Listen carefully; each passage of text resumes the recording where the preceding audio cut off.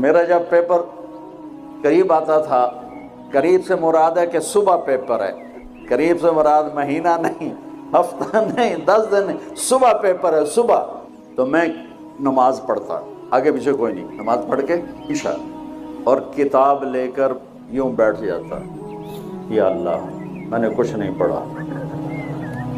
تو کل جو پیپر میں کوشچن آنے والا ہے نا، یا اللہ مجھے دکھا دے، بسم اللہ،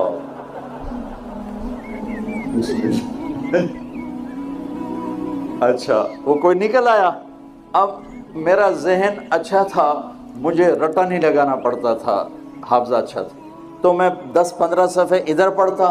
اور 10-15 صفحے ادھر پڑھ کے پھر کتاب بند، یا اللہ مجھے کچھ نہیں آتا، کل جو آنا ہے وہ دکھا دے، بسم اللہ۔